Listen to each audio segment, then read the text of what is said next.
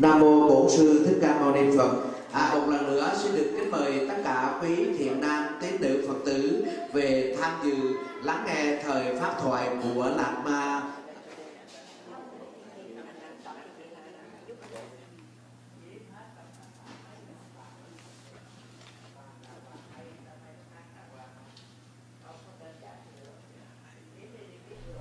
Sao nó chưa có khăn chưa?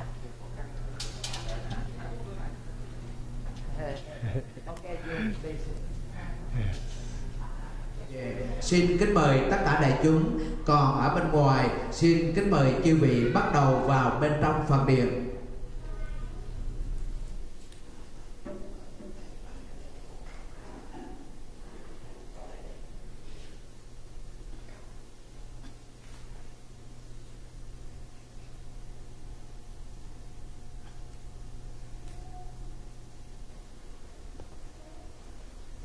Nguyện đem lòng thành kính gửi theo đám mây hương, phản phất khắp mười phương cúng dường hội tam bảo. Đệ tử chúng con thế trọn đời giữ đạo, theo tự tánh làm lành, cùng pháp giới chúng sanh cầu Phật từ gia hồn. Tâm Bồ Đề của chúng con được kiên cố, chí tu học vững bền, xa bề khổ buồn mê chấp quay về bờ giác. Nam mô Hương cúng dường Bồ Tát, Nam mô Hương cúng dường Bồ Tát, Nam mô Hương cúng dường Bồ Tát Ma Tát. Hôm nay trong mùa Vu Lan tháng hồi, mùa báo hiếu mẹ cha, chúng con có nhân duyên thù thắng được Lạt Ma tulku Rinpoche đến tại đạo tràng này, cùng đối Phật tiền lễ Phật, gia hộ cho tất cả thiện nam tín nữ và tuyên thiết con đường tối thượng dẫn đến giác ngộ. Nguyện cho tất cả chúng sanh trời người và hội chúng khai tâm mở trí, tiếp nhận được giáo chánh pháp của Phật, để cho đời sống bớt khổ được vui. Nam mô Bổn Sư Thích Ca Mâu Ni Phật. Liên tòa chứng minh.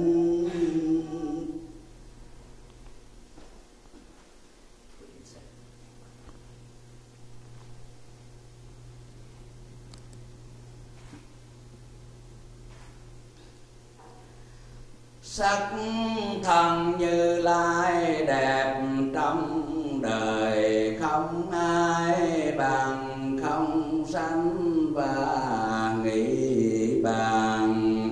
Hôm nay chúng con về nương và chỉ thành đảnh lễ. Chúng con một lòng đảnh lễ tầng hư không biến pháp giới qua hiện vị.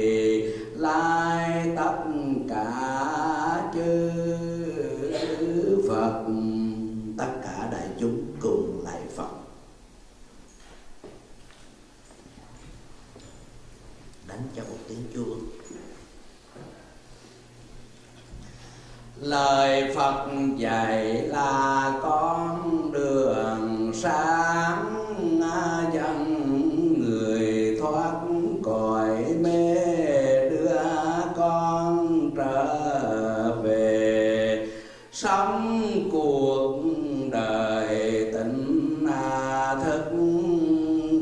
Chúng con một lòng đảnh lễ tầng hư không, biến pháp giới qua hiện vì lai tất cả tôn pháp.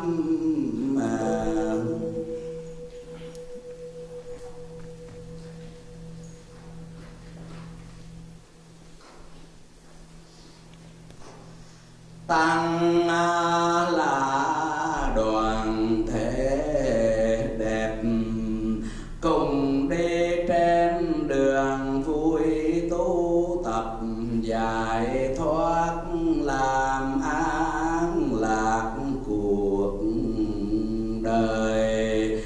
Chúng con một lòng đảnh lễ tầng hư không, biến pháp giới qua hiện vì lai tất cả hiền thánh tăng.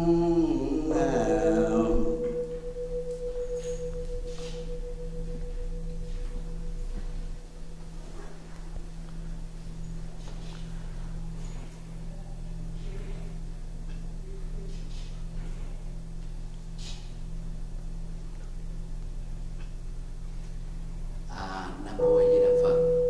Kính thưa tất cả đại chúng, hôm nay ngài Lạt Ma Tulku Rinpoche, ngài đến ở thành phố Houston và đặc biệt là đến ở trung tâm Phật giáo chùa Việt Nam này. Và đây là lần thứ hai. Năm ngoái ngài đã đến một lần và năm nay ngài tiếp tục đến đây. Và có lẽ trong tương lai cũng sẽ còn nữa nếu mà chúng ta còn có nhân duyên. Ngài là vị Lạt Ma trong truyền thống của Tây Tạng. Ngài đã nắm bắt rất nhiều về những cái uyên áo màu nhiệm của mật tông, của kinh tạng trong cái truyền thống Tây Tạng. Thì hôm nay ngài đến ở đây như là một vị tăng, một sứ giả của Phật, đến để cũng hoằng pháp, để làm lợi lạc cho tất cả chúng sinh. Quý vị được biết rằng giáo pháp của Đức Phật nó như một cơn mưa vậy.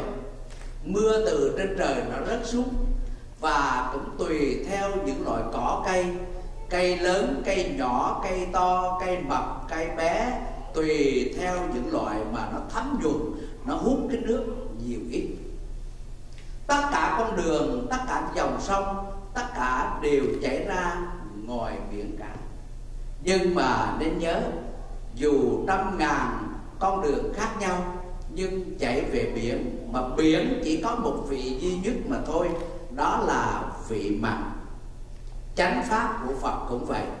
Dù đến với tất cả những chủng tộc, giống dân có khác, thân thể, ngôn ngữ, văn hóa có khác, nhưng mà chánh pháp chỉ có một mà thôi. Đại chúng hiểu không ạ? Cho nên ngài là người Tây Tạng, mình là người Việt Nam, người kia là người Mỹ, người kia là người Âu. Tuy rằng giống dân có khác, nhưng mà cũng đều tuyên dương chánh pháp của Phật. Cho nên Lạt Ma hôm nay đến đây với hình ảnh của một vị tăng Tây Tạng, trong cái văn hóa của Tây Tạng, trong cái truyền thống Phật giáo của Tây Tạng có nhiều những cái điểm hay mà ngài sẽ trình bày cho tất cả đại chúng hôm nay. Chúng tôi ước mong rằng tất cả đại chúng, hội chúng hôm nay dù ít dù nhiều, nhưng mà mình nghe được một lời pháp từ ngài giảng để đập vỡ tất cả những cái u mê tâm tối, những cái vô minh ngàn đời đã ngự trị trong tâm của mình sẽ được nổ tung ra, và trí tuệ của mình từ đó được bừng sáng để mình tiếp nhận được giáo lý giác ngộ của Phật. Được không bà? Rồi, giờ đây chúng ta sẽ bắt đầu cung đón Lạc Ma bước vào tham tọa thuyết pháp. Xin tất cả đại chúng niệm Phật. Nam mô Bổn Sư Thích Ca Mâu Ni Phật. Nam mô Bổn Sư Thích Ca Mâu Ni Phật. Nam Bổn Sư Thích Ca Mâu Ni Phật. 다 다리 하는 건 안도 다 랑기조 남바숨 랑기조 남바숨 데카르스나 아니 년중 찬주sem 양다베 따와스 어다 디숨 거는 죄샤 어다 두스레스. Nam mô Bổn Sư Thích Ca Mâu Ni Phật. Kính thưa thượng tọa viện chủ, kính thưa chư vị thượng tọa đại đức tăng ni, kính thưa quý Phật tử. Nam mô Buddha Sakyamuni Dharma friends. So today Rinpoche will give us the teaching on the three principal aspects of the path to enlightenment. This is the renunciation, bodhicitta, that means enlightenment mind for the benefit of sentient being, and a correct view. Kính thưa quý Phật tử, hôm nay Ngài Neten Rinpoche sẽ ban cho chúng ta một bài pháp thoại. Chủ đề là ba phương diện chính của con đường giác ngộ tối thượng. Ba phương diện chính đó là gì? Đó là sự từ bỏ, bồ đề tâm và chánh kiến. 근데 이제 다 나라도 산지게 아니 추 숨바 참말로 아니 기부 승불람세 그래서 기부 충응 기부 딩길람 기부 치불람 어다 산지 추 송세 참말 비숨랑가 숨 기부 숨디게 냠내샤라 수송샤요 그래서. And on the Buddha teaching is based on the three scope, that means the three level depend on the capacity of each being that he give teaching. Three scope that they are the small scope, medium scope and the great scope. Tất cả những giáo pháp của chư Phật đều nằm ở trong ba phạm vi tùy theo cái căn cơ của mỗi chúng sanh. Thì ba phạm vi đó là gì? Đó là tượng những chúng sanh tu tập ở phạm vi nhỏ, phạm vi trung bình và phạm vi lớn. 다 디츠 아니 냠내자 기부숨 냠내자 산제 숨 망부 빼자 시다레스 나라도 숨문 게디 시도는 소바 산제 숨 근데 추 망부요레스 강강 나라도 통통부 마레스 되는데 디 상마 주 나라도 다 루루스에는 저 때문에 샤바데라 알라마 종가우신 배 찬주 람그르 바싱에 제본 또 스페셜 좀바 람닝싱에 좀바레스. So is Buddha gave it 84,000 is the teaching, and all of them we cannot study from our lifetime. So all of this is focused on the principal teaching that will help us to practice, and this is called Lamrim, is the gradual stage of the path to enlightenment. Đức Phật đã để lại cho chúng ta 8 vạn 4.000 pháp môn để mà tu tập, nhưng mà trong cuộc đời của mình sẽ không có học và tu tập hết tất cả những cái pháp môn mà những cái bài giảng của những cái lời giảng dạy của chư Phật. Vì thế cho nên tất cả đều quy tụ vào cái pháp Lam Rim, là cái con đường thứ lớp đưa đến cái sự giác ngộ. 네 아니 수 도도수 소용나 닝부스나 인센스 가르스나 아니 랑구조 남바숨 보테 아다 두스 랑구조 남바숨 두신레스. So and in this Lamrim teaching, then we need to take on the essence of all the teaching is focused on the three principal aspects of the path that we will learn today. Và trong tất cả những cái đạo lộ mà để cho chúng ta tu tập đó thì mình phải rút tỉa ra tất cả cái tinh túy của đạo pháp để mà tu tập. Thì cái tinh túy đó đã được giảng dạy rất là sâu sắc trong ba phương diện chính của con đường giác ngộ tối thượng mà chúng ta sẽ học ngày hôm nay. 근데 라마 종가바 집에 송도와 지주 당부 쓰고 당부대. 지주 라마 담아서 자유 송도 공기 닝부터. 자세 다반나 영납해람. 그때 더더는 주문데 지단시 답이 시작을 샤 식상부 당부도 원도스도와. So the first verse started the Tsongkhapa, the Great Master of Tibet. He talked about this essence of the teaching. He said that as far as I am able, I will explain the essence of all high teachings of the victors, the path that all their holy saints command, the entry point for the fortunate seeking freedom. Và cái điểm chính đầu tiên, cái tinh túy mà mình muốn nói đến là do Ngài Tsongkhapa là một bậc thánh vĩ đại của Tây Tạng. Ngài đã nói rằng tôi giảng giải ở mức độ tốt nhất mà tôi có thể, nội dung chính yếu của giáo lý tối thượng của đấng chiến thắng, con đường mà những người con của Phật ngợi ca, ngõ vào của những ai may mắn khát khao giải thoát. 근데 이제 랑고존 남바송버디 산지 닝부디 인스타 닝부도 산지 순수 가르서는 가나서 오마 요라 뮤 시액진 가르인 거래 안디 나로들이야 마이 물어봤어 들은시 산지 순 상마랑 가나서 안에 백스시 진다 간다 시액 퇴삼체 또바 퇴바 삼바 공바체 안디 순기니 냠내 체소나 아니 뮤 쪽에서도 랑고존 남바송버 원다 데레스. So if we learn all the essence and practice based on these essence, we will get on the main teaching to practice. It's like when you shake the milk rigorously, then all the butter will grow up to the surface. It's the same when if you practice all of the essence, all the quality will show up. Cũng giống như vậy, khi mà chúng ta hiểu được những cái tinh túy để mà rút tỉa tinh túy mà tu tập thì cũng như là chúng ta đã lắc sữa rất là nhiều, thì một lúc nào đó khi mà mình lắc rất là mạnh thì cái chất bơ sẽ nổi lên trên mặt sữa. Thì cũng giống như vậy, những cái tinh túy mà chúng ta rút tỉa để mà tu hành một cách mạnh liệt thì một lúc nào đó thiền đức của mình sẽ lộ hiện. 땡 상보야고 쉬우진이 그랬어. 디땡도 안에 랑고 남바 송보데 가나서 냠내시제 산지 최 냠내시. 디 송보디 가로지 근데 최직 만주줄이 끼토가 이나 랑고 남바 송데 끼토가 이나 안에 가서 미지 한다 된 봤어요. 어디다 샤버레스.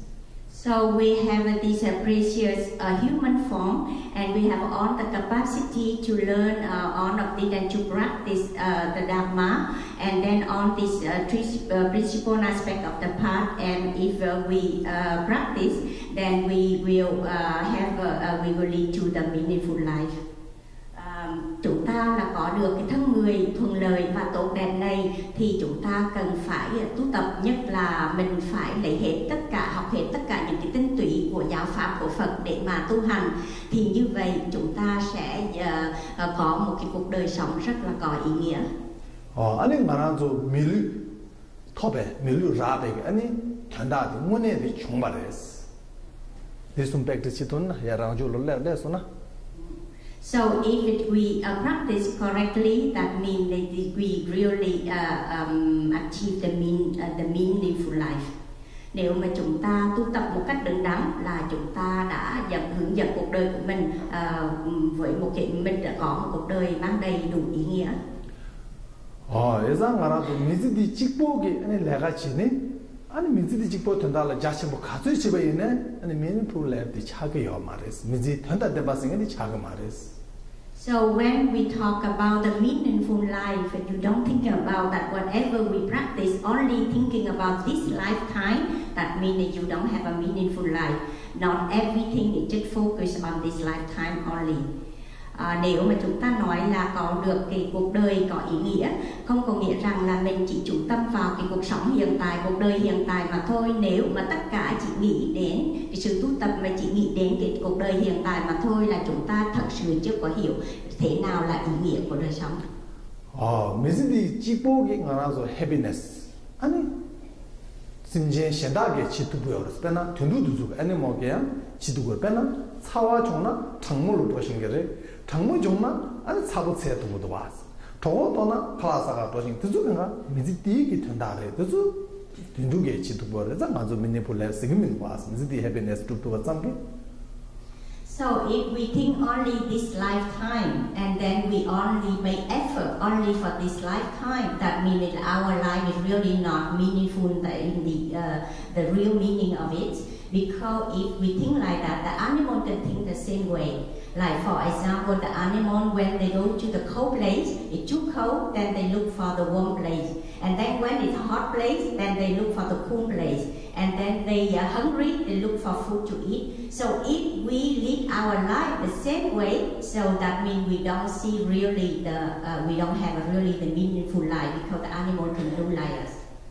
Nếu mà mình chỉ nghĩ đến cái cuộc sống này mà thôi và mình cũng làm những cái điều rất là dễ, như là cái con súc vật nó cũng có dễ làm, có nghĩa rằng là khi mà nó ở cái chỗ nóng thì nó lại nóng quá thì tìm cái chỗ mát hơn, ở cái chỗ nóng quá thì nó lại tìm cái chỗ ấm hơn, nếu đói bụng thì nó cũng phải tìm thức ăn để mà ăn.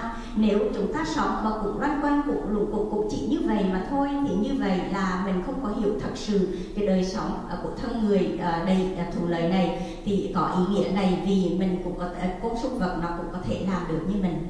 근데 인자 나한테 아니 미리 된 토바 인자 랑고서 나바송버데 아니 줄을 끼투부는 더 끼마도 남난다 마서는 잠니 껴와 치마 간다라야 말한죠. 미지들 라톤네 야고 때마주네 껴와 치마 인제라 말한 저토는 아니 된다지 연구요레스. So with the three principal aspects of the path that we just mentioned, then you need to examine, you need to check yourself if really you have that three aspect or not. If you don't have, you need to make effort to generate, to have them, because otherwise, like we need to think on the future life, that is whatever this can bring you to the good in the future. Khi mà chúng ta tu tập thì mình phải nghĩ đến ba cái phương diện mà mình vừa mới giải thích, thì phải kiểm soát, phải kiểm chứng, phải xem có thử là mình có ba cái phương diện đó ở trong tâm thức của mình hay là không. Mình phải biết để mà thấy được rằng là ba phương diện này nếu chúng ta có trong tâm thức của mình thì nó sẽ đem lại được lời lạc cho những kiếp vị lai. 다 근데 이제 아니 하나도 랑고 좀 나봐서부터 시작을 짜지 뭐 아니 내 마오 타다 뒤숨비 산제 상말로 그 산제가 랑가지 누구이나 산제 톱고 상구이나 뒤숨라 냠내 마치 봐 산제 스님 톱야요 말았어. 뒤숨비 냠내 마치 봐도 딱 한다 산제 샤베와 대마오 뒤숨비 차도 되는신 하나도 아니 산제 차고 상보도나 뒤숨비 인지민제 랑가들 로거만도 셴 도사요 말았어. So all the Buddha of the three times, the past, the present, and the future, they also go through these three principal aspects of the path. And then if we want to attain the enlightenment, to have the Buddhahood, in the same way, we follow their path and we need to practice the three principal things. Tất cả những chư Phật trong ba thời quá khứ, hiện tại và vị lai, các ngài đã đi qua những cái giai đoạn của ba phương diện này và đã chứng đạt cái sự giác ngộ. Nếu chúng ta muốn đạt cái sự giác ngộ toàn trí và có được những cái Phật quả thì chúng ta cần phải tu tập ba phương diện này, là cái con đường mà chư Phật đã thành tựu. 양 알아서 가서는 오 말에 흥하게 냠내잖아. 아니 one life là enlightenment chỉ tu bút. On the cigarettes. Three pieces of love cho 마치 발라. 냠내 마치 발라 흥하게 남지 냠내 지제 무지치라 산제 고마 토비야 요 말레스. Three pieces of 데 간다.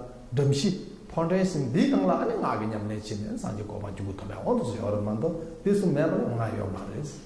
So if you think that as you can practice even the Tantra and in your lifetime you can attain enlightenment, think like that is a big mistake, because if you don't practice the three principal aspects of the path, even if you practice the high Tantra, still you cannot achieve the enlightenment. Đôi khi mình cứ tưởng rằng là mình tu mật điển trong một đời mình có thể thành Phật, dù cho mình tu có tuổi cao bao nhiêu đi chăng nữa mà mình qua thường mình không có tu tập ba cái phương diện chính này thì sẽ không bao giờ thành Phật cả, dù cho mình có tu tập mật điển tối thượng. 내가 하나도 강바지 접어라. 강바가 당부 파운데이션데 야보지 속고도 왔어. 파운데이션 야보이나 강바 야보 접도 그랬어. 파운데이션 야보면은 강바님은 인수지 막 로이 야보이 무면도 왔어. 언제도 찍버렸어. So when you build a house, you cannot just build a house. It's nothing can stable if you don't have a solid foundation. So the foundation is very important to keep the house for long term.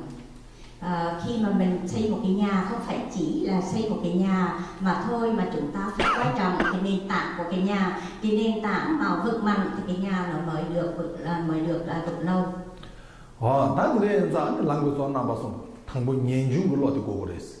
년중으로 되면 발라 아니 하나도 퀄레 타도기로 되면은 아니 년중 와요 말 년중승의 퀄레 타도 퀄승이 기분민도 상배는 로지 녀바도 고고 때문에 년중승이 그랬어.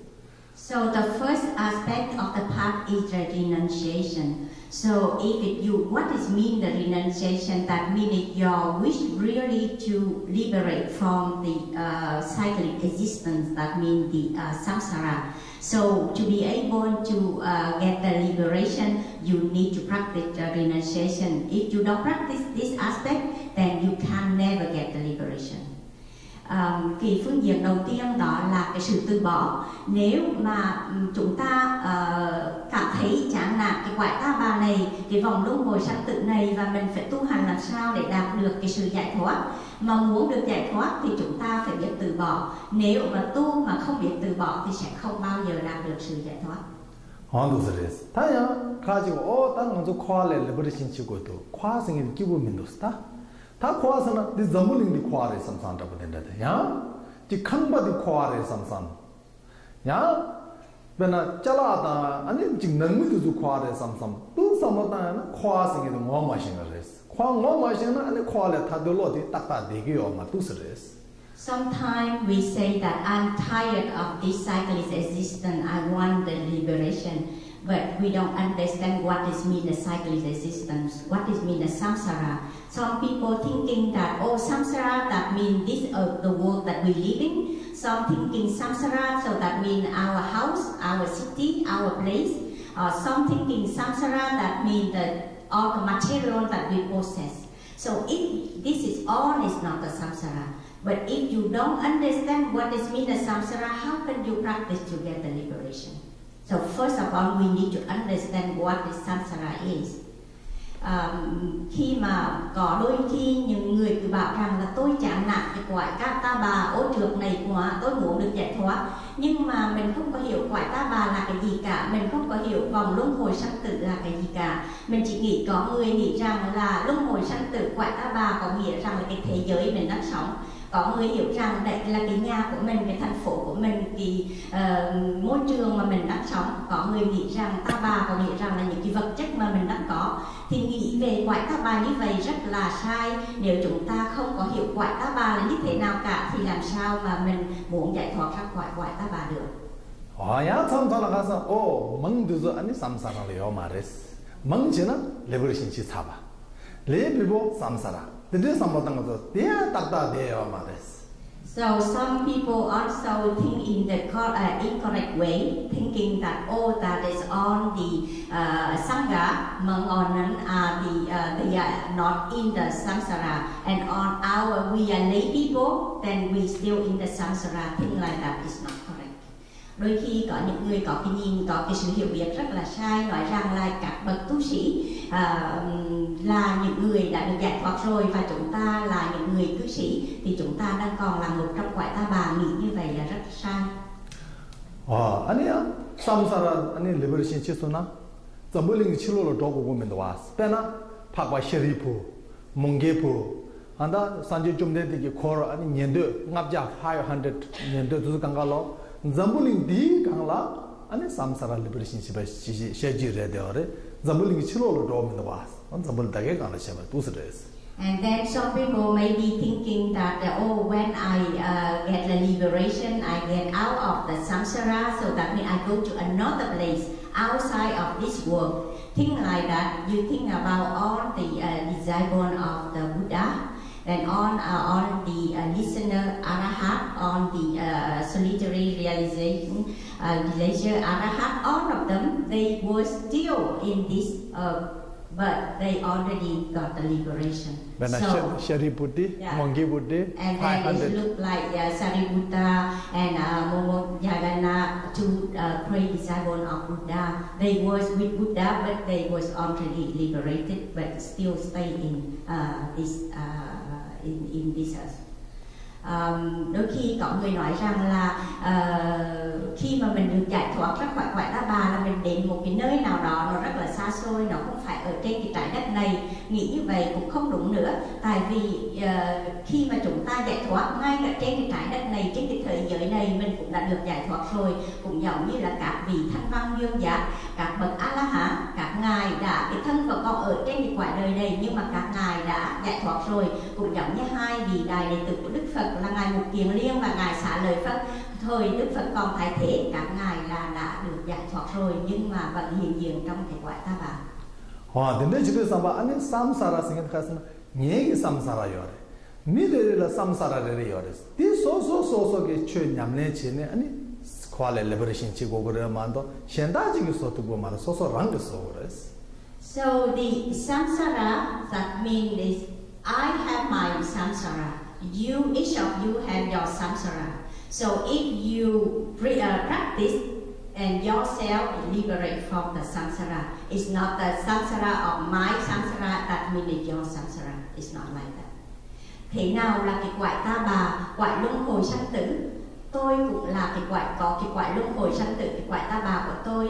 Bạn cũng có cái quải Ta Bà của bạn. Mỗi người có một cái quải Ta Bà riêng tùy theo cái sự tu tập của mình mà mỗi người giải thoát ra khỏi cái quải Ta Bà mà họ phải nhận chịu như vậy. Chứ không phải là cái quải Ta Bà của tôi cũng là cái quải Ta Bà của bạn.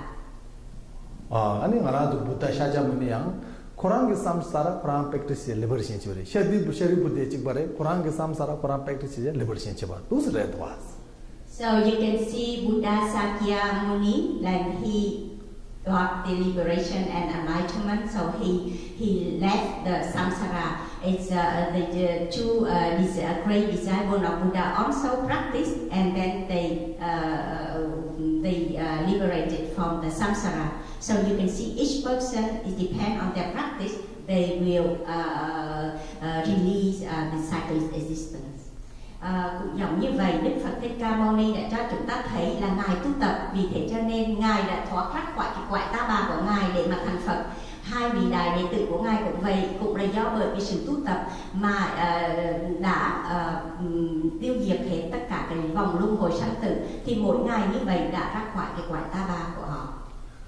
다 들려서 나와서 삼사라서 망골로 다 삼사라 가르려도 쓰나 아니 나도 레다 뉴무 옹기 라와 메바 아니 도와를 주 여러 왔어 냐와 이다 둔돌 하다 하마 이제 도와를 주는 레다 뉴무 옹기 껴알렘 받다가 아니 삼사라 언들 삼사라 쓰기 여러분들 들리신 거예요 말했어.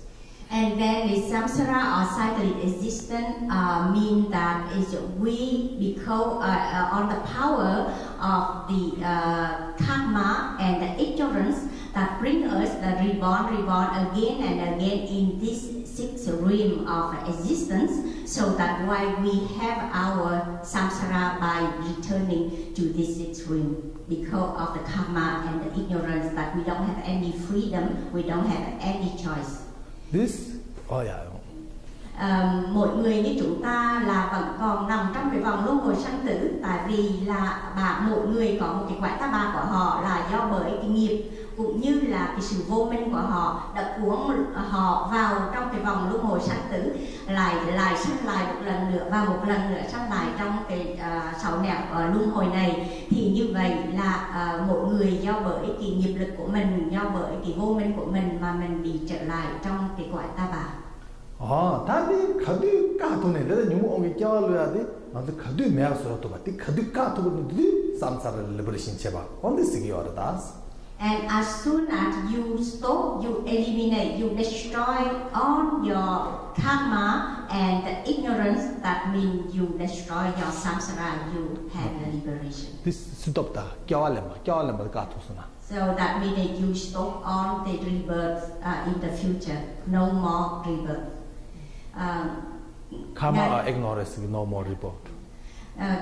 Chỉ có lúc nào mà mình tu hành như thế nào để mà diệt trừ hết tất cả cả cái nghiệp của mình, diệt trừ cái vô minh của mình để không bị nghiệp và vô minh nó cuốn hút vào cái tái sanh tiếp, thì lúc đó là chúng ta đã chấm dứt luân hồi, chúng ta đã được giải thoát.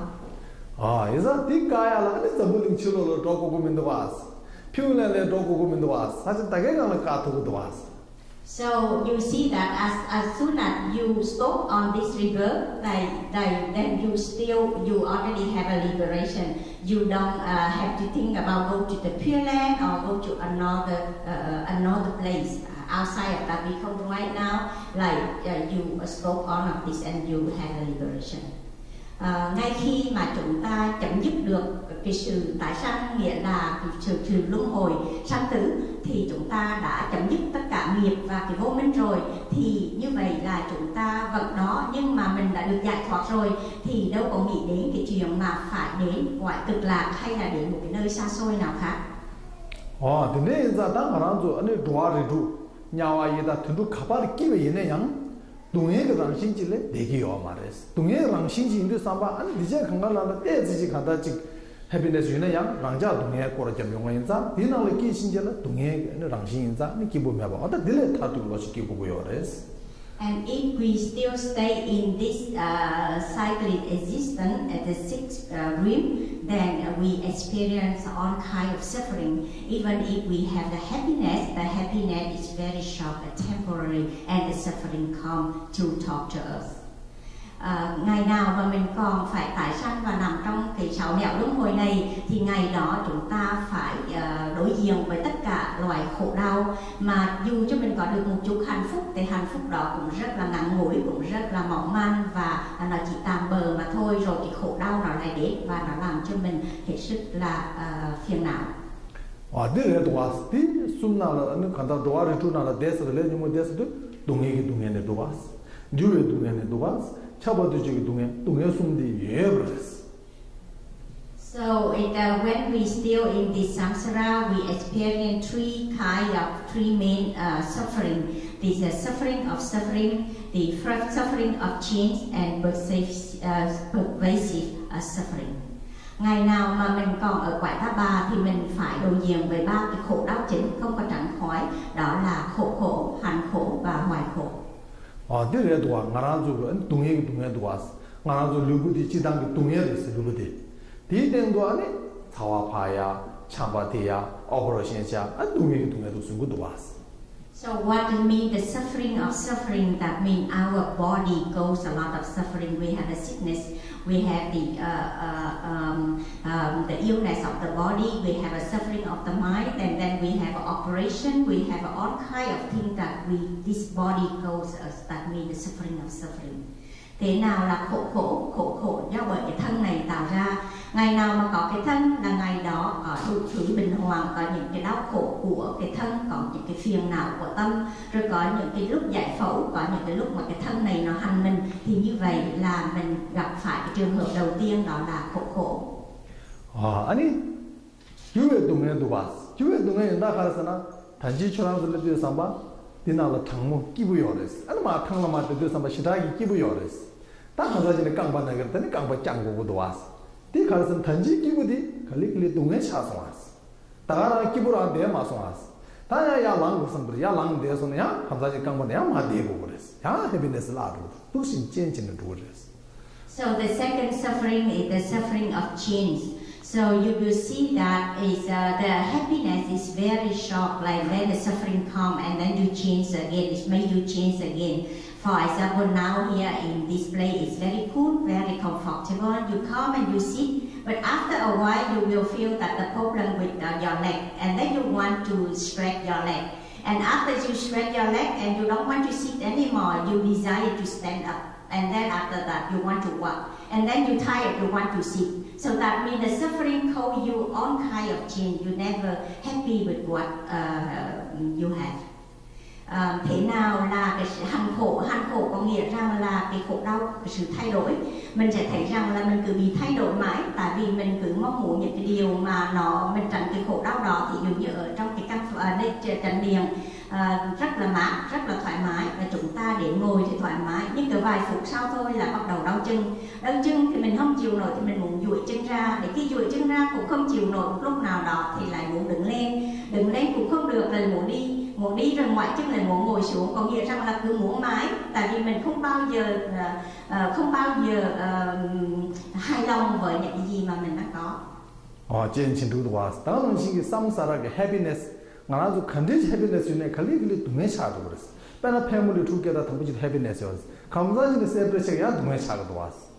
나 동해지만도 내 아추네요 말했어. So as long as you stay in this samsara, that you face suffering all the time. Like for example, this kind of suffering of change. First, you love each other, you build up a family. After a while, you don't like anymore, then you separate. And then after that, you decide to form a family again. All kind of things like that can happen, and it cause you a lot of suffering. Ngày nào mà còn sống trong cái quẻ ta bà này thì ngày đó vẫn cái hành khổ này nó vẫn quấy nhiễu mình. Thì dụ như đầu tiên là mình thương yêu nhau, rồi mình tạo dựng một cái gia đình. Để khi có gia đình rồi mình chán nản thì mình lại chia tay xong mình lại muốn có một gia đình rồi lại chia tay, cứ phải như vậy mãi, cho nên mình cứ khổ. 정말로 드려야 돼요. 그래서 해피니스 짠에 그런 딱딱 데니션. 너무 동해에 대한 samsara 젠치제 당부 동해 친구 중에 갈리신 동해 충도샤. 어도 젠치는 브라운드 대야요 말했어. And also when you experience a big heavy suffering, then sometimes the suffering is lighter, sometimes the change is heavier than change all the time. Nhiều khi mình gặp phải khổ đau rất là mạnh liệt, rất là dữ dội, rồi mình quá đau khổ, nhưng mà khổ đau đó nó cũng thể chuyển đổi, nó thành nhẹ hơn một chút. Đôi khi có những cái khổ đau nó ít, nó nhẹ, rồi nó sẽ chuyển thành cái khổ đau rất là lớn, và cứ thay đổi mãi. đúng rồi. 다 나라도 들에 타야 올라지기 후요. 들에 타 올라기보다 아니 가라서나 년중 장해야 되야. 스디기 나와 스디를 나와 도와지다. 겨와 치매 셔바 도야. 니 돈은 년중 장고 도스레스. 매지 대당 낙스라. So when you understand of all of this, then you have to practice the renunciation. You can see that how you renounce this life, and also how you renounce the future life. Khi mà mình hiểu được là cái khổ đau nó cứ đến mãi thì chúng ta phải tập để mà từ bỏ. Thì từ bỏ những cái gì mà trong cái cuộc đời này, và từ bỏ những cái kiếp sau. 스디기 가르치 장고라서나 스디기 말로디 지대 최제기 생활로나 아니 최 컨디지 집에네 최 차고요 말에 스디를 차고들 지대 최게 있으면 원딩 말아서 내게oti 매버서 동서레스. And the big suffering in our lifetime when we practice and we don't advance in our practice, because our practice is still we attach to the worldly concern. So if we still attach to that, it's all bring you the suffering. Khi mà chúng ta sống trong cuộc đời mà mình nói rằng là mình cố gắng tu hành, mà cái sự tu tập của mình nó không có tiến bộ tí nào cả, thì mình phải xem lại, tại vì mình đã vướng mắc vào tám mối bận tâm thế gian. Ngày nào mà mình còn vướng mắc vào chúng, là ngày đó khổ đau nó liên tục nó đến. So worldly concerns what they are. That means when you practice, but you still attach to the way that if somebody praise you, say the good thing, then you're happy. Somebody says that you are no good, then you're not happy. That means it's life and dislike. Then win and lose, or get or lose. Then the fourth and fifth is you scorn the fame or scorn. That means is you somebody made you famous, and somebody made you lose your good name. And another one is and then there's one is you gain and you lose, you like and dislike, fame and disgrace, and also the another one is 뛰어나가 맨남미가와 아니 뒤송해 뛰어나가와 맨남미가와 And you win and you lose. Tám cái mối bận tâm thế gian đó là gì? Ngày nào mình còn tu mà mình vẫn còn vướng mắc vào cái tám mối bận tâm, có nghĩa rằng là mình tu mà mình vẫn mong được cho người ta khen thì mình vui mừng, mà người ta chê thì mình buồn phiền, hoặc là mình thắng, hoặc là mình thua, hoặc mình được, hoặc là mình mất, hoặc là mình được khen, hoặc là mình được danh tiếng bị nhục nhã. Nếu mà mình còn vướng mắc vào những cái điều đó thì sự tu hành của mình nó không có tiến bộ. 근데 이제 나가서 다 오늘 전에 삼사라 리버리신지 지고도 산을 취해지 지그리스 리사다 만타 포스티션 아브레 와다 망부 지그리스 이내야 지금 취하게 되나를 내 차도나 집어 창말 가빈아 증어서 가베지 백나로 찍버렸어 내도 차버렸어. So if you practice every day, you read the sutra, you recite the mantra, you read the name of Buddha or any kind of practice, but if your motivation is still attached to that a worldly concern, if your practice is like throw it in the garbage. Ngày nào mà chúng ta tu tập, ví dụ như mình tụng kinh, mình trì chú, hoặc là mình niệm hồng danh chư Phật, hoặc là mình tu bất cứ một cái pháp môn nào, một cái sự tu tập nào, nhưng mà với cái sự vướng mắc vào cái tám mối bận tâm thế gian như vừa mới giải thích, thì cái sự tu tập của mình cũng như là liền vào thùng rác, từ vì nó không có đem lại cái sự tốt đẹp. Yeah, Maharazu, very good food make. Then push the garbage. That again cannot pick up, cannot eat. All the mission, Maharazu back to Yapuche.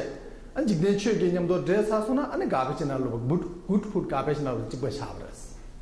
So it's like you cook a very good food, but you don't eat, you throw in the garbage. Then from the garbage you cannot take it out to eat.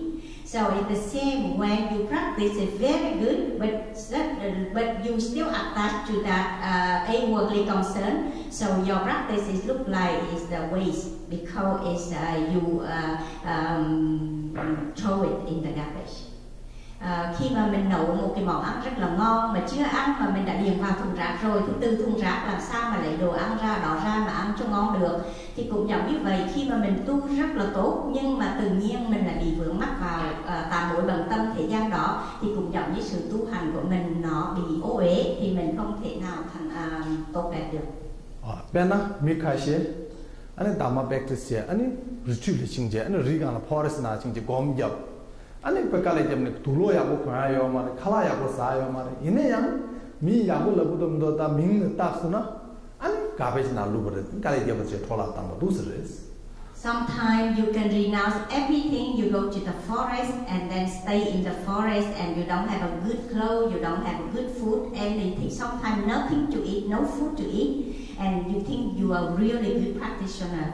But you still wish that somebody say that, oh, she or he is a good practitioner. You wish people say that. That means you still waiting for somebody to praise you. So that means your practice is wasteless. Đôi khi có khi chúng ta nếu mà muốn từ bỏ hết để đi vào trong rừng để mà tu, mình không có áo quần đẹp, mình không có thức ăn ngon, mà đôi khi cũng có thức ăn để mà ăn nữa, thì mình là một hành giả rất là tốt. Nhưng mà trong thâm tâm của mình, nếu mà mình nghĩ rằng mình mong sao có người khen mình là một hành giả tu tập rất là giỏi, mình là một thiền sư vân vân, thì cái chờ đợi cái sự khen đó chính là cái sự tu tập của mình nó bị uổng đi, nó bị vứt bỏ. 나가는 시간 나도 집어 땅네. 집어 야고 땅. 내 미주볼로 빼샤 때 강가치 그러냐? 민구죠. 고 집어 야고 땅 그래서 페머스 구스나. 나가 집버렸어. 상마도 집버. So when you practice giving, you give a lot of material to the poor people because you think that it's because you need to love them to give them, but it's not that the case. You give a lot of money or material, but you wish that somebody think that you are really big sponsor. You are a good person. You wait for people to praise you. So your practice of giving is not as good as you think. Đôi khi chúng ta muốn học cái hành bố thí mà mình đem hết tất cả tiền bạc hoặc là của cải hoặc là vật chất để mà bố thí cho những người nghèo khổ, nhưng mà nếu cái bố thí đó nó đúng, nếu mà với cái tình thương, nhưng mà mình không có nghĩ rằng đó là tình thương mà mình có một sự mong cầu, có nghĩa rằng là mình thích người ta khen mình là một đại thí chủ, người ta khen mình là mình có cái lòng rộng lượng, thì cái sự bố thí của mình đó nó không có đúng đắn. 근데 이제는 thích attach condition에 양 지대 정말 아니 가르치베는 취 차게요 말했어. 찌들라 되자 매가지고 거 두스레스. So what is the verse that is the meaning that is doesn't matter what you practice if you still depend and attach to this worldly concern, your practice will never advance. Vì thế cho nên Đoàn Kệ muốn dạy rằng là nếu mà chúng ta tu tập như thế nào đi nữa mà mình vẫn còn bị vướng mắc vào tám mối bận tâm thế gian là sự tu hành của mình nó không có tiến bộ. 이상 최 차고도 면도서 미지 딜러 땅내 아니 내가 지나 최 차거를 담아 차거를 했어. 미지 딜러 땅 두고 면도나 담아 차게요 말했어. 그래서 년중 계시문이다 두스를 했어. So if you think need to practice the renunciation, is your mind, your motivation of practice is that you want to, you don't think to focus on this lifetime. You need to renounce. If you don't have that idea in mind, then you don't practice the renunciation. Một người mà muốn học cái hành từ bỏ là nhất định là phải bỏ hết những cái vướng mắc, từ bỏ hết tất cả những cái gì mà đời sống này có thể đem lại cho mình, chỉ có cái sự tu tập mà thôi. Nếu mà ngày nào mình còn chưa biết cái từ bỏ mà mình còn vướng mắc thì ngày đó chúng ta không có học được cái hành đầu tiên. What practice? Ru dharma or no dharma? What check? You renounce this life, you renounce, then you go to practice dharma. This life you no renounce. Any practitioner no go to dharma. Một người mà đi đúng với pháp mà Phật dạy là đúng pháp hoặc là chưa có đúng pháp thì mình phải tự kiểm nghiệm lại mình, phải tự kiểm nghiệm lại cái sự tu tập của mình. Mình tu mà mình còn bị vướng mắc vào cái cuộc đời này hay không? Nếu mà còn vướng mắc, tất nhiên là chúng ta không có học được cái hành từ bỏ. Chỉ có khi nào mà mình thật sự muốn buông hết để mà đi tìm cái con đường giác ngộ thì khi đó chúng ta mới thật sự học cái hành từ bỏ. 네 개침으로도 와. 세상 연중 최차 마차리 연중으로도 왔어. 연중 야고여나 컨디스 백트치네 간가 최차고였어. 연중 매베나 컨디스 백트치네 간가 최차고야 말이 개와창 그랬어. 이 최차고만 도스랬어. So if you practice, you cannot advance in the practice to achieve your ultimate goal if you don't renounce what all the concern in this life. So if you practice but you still attach to this life, that means you can have the merit, but you cannot advance in the practice to get the enlightenment only when you really renounce this on attachment to this life. Mình tu thì mình phải kiểm soát lại coi thử nếu cái sự tu hành của mình nó có tiến bộ hay không, tùy theo cái sự từ bỏ của mình. Nếu mà mình có một cái tâm hết sức là mạnh liệt, không còn muốn bám víu vào những cái gì của thế gian, cố gắng tu tập để mà buông xả hết, để mà tìm cái con đường giác ngộ, thì như vậy là chúng ta đã tu tập. Nhưng mà nếu mà mình tu nhưng mà vẫn còn vướng mắc rất là nhiều vào cái cuộc đời này thì chúng ta chỉ có công đức mà thôi, nhưng mà sự tu hành của mình nó không có được tiến bộ. 다 컨디스 장고서나 치딜라 아니 지대 최게라 아니 나라도 착반면 컨디스 상도 땅 거라 다는 지대 최게더니 매바 컨디스 와서 아니 나로 치와 미다바 데 템바에나 지대 최게데 까토 버렸어 치와 미다바 마든 지대 최게 이거 루스레스. And one thing is help us to practice the renunciation. That means that is you need to think about the impermanence and death. If you don't think about this, you don't have the willingness to renounce things. Để giúp cho chúng ta biết được cái sự học được và tu tập được cái sự từ bỏ thì bắt buộc mình phải nghĩ đến cuộc đời là vô thường và phải nghĩ đến cái chết. Từ hai cái điều đó là nó nhất định nó sẽ xảy ra. Chỉ có khi nào mà mình nhớ tưởng đến và nghĩ đến sự chết và vô thường thì chúng ta mới có cái sự năng lực để mà từ bỏ. 그래서 가서나 네발 치워 삼바 가서 삼고서나 나도 가도 있네 시야를 끼사be 주고 시야를 네발 치기를 치워 삼고 그랬어. 아니 가도 시기 먼저 하고 남지시 예민 삼고를 집에서 취업만도 관계 매번 뒤숨 삼만 네발도 땅도 아니 그나와 용거랬어. When you practice, you need to think that there's anyway I will die one day. That is certain, cannot escape from death.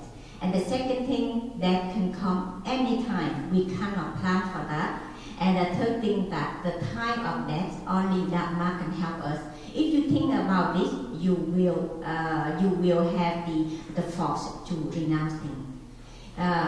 Khi mà mình tu hành và mình phải nghĩ rằng là cuộc đời này chắc chắn là mình sẽ chết, không có cách nào mà trốn khỏi được cái chết cả, và cái chết là đến lúc nào mình cũng không biết được, không thể nào mà có một cái kế hoạch nào cả, nó đến bất cứ lúc nào. Và khi mà mình chết thì chỉ có Phật pháp mới có thể giúp cho mình mà thôi. Thì nếu mà trong tâm mình luôn luôn nghĩ đến cái điều đó thì sẽ giúp cho chúng ta có cái sức mạnh để mà biết buông xả, từ bỏ.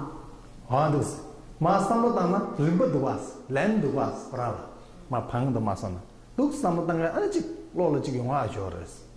So when you practice, you need all the step by step of the thinking. When you think about like this one by one, then you will see that you really have the willingness to practice, to renunciation. Tất cả cái sự tu hành cũng cần có những cái giai đoạn, chúng ta cần phải có tư duy suy nghĩ về những cái giai đoạn đó, thì như vậy chúng ta mới tiến tới cái sự từ bỏ buông xả. Rằng mà nó kỹ sản này anh mới chỉ biết nghe chế mình đó.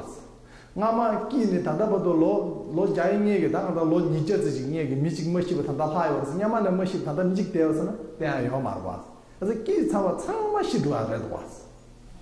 So you can see that whoever was born at like in a certain time, like they gone. So it's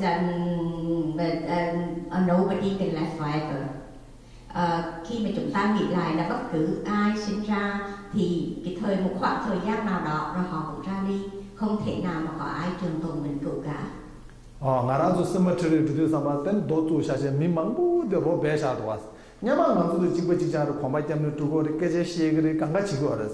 Ngzu de shisnge de leba. Ta naranzo ngamje mando dagarang ngoro ra ondo sere de aras. So sometimes we pass over the cemetery, we just think that cemetery, but we don't know that these people already gone, and then one day we will be there too. So you need to think like that to see that is what need to do in this lifetime, because that is waiting for us too. This person, people, similarly our, they are talking, they are doing activity, many things, and they are die ready. People are same thing. They are these people.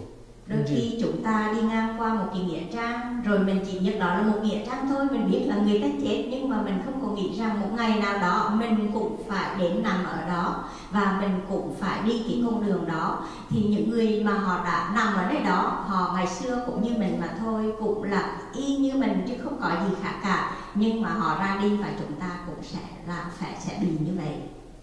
나 누구 삼모당에 아니 네바르 치워 삼고도 왔어. 다 시그레. 다 거두 시그레. 아주 수직을 납두고 말아 왔어. 성인 어두 시기 납두고 말. 들고 온다 시기 납두고 그래서나 납두고 말아 왔어. 숙한 게 납두고 말했어. And one more thing is that the uncertain time of death. We never know when you die. Maybe tomorrow we will go away, maybe tonight, maybe any time. So you have to think that the uncertainty of death. Uncertainty time of death. Và cái điều mà hết sức là quan trọng để chúng ta nghĩ đến đó là mình có thể chết bất cứ lúc nào, cái thời điểm chết nó không có chắc chắn, có thể là ngày mai mình không còn trên cõi đời này, có thể tối hôm nay mình ra đi, và bất cứ lúc nào mình có thể biến mất cả. Vì thế cho nên cái thời gian mà không có rõ ràng cho cái sự chết của mình là chắc chắn.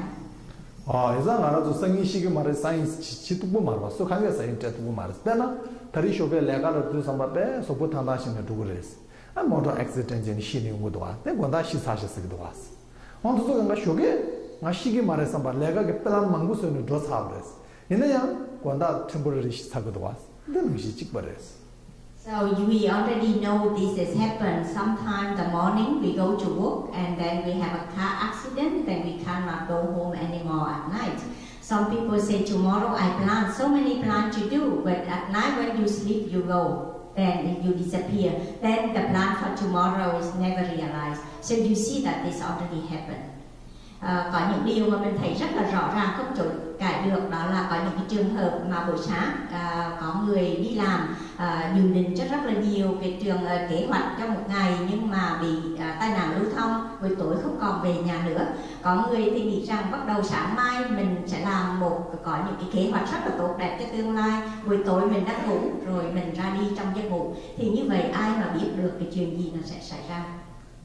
Bên ngài nói thông số hóa Japan là tsunami lên từ Samba, khai sinh mỗi tháng là đủ đủ bas, mỗi tháng là đủ là anh tsunami lên chỉ chịu mỗi tháng là được chỉ khi đủ bas, giờ thì chỉ sĩ mà đấy sao mỗi tháng chỉ đủ là cái đủ rồi, giờ cái điều sĩ học cũng đủ rồi.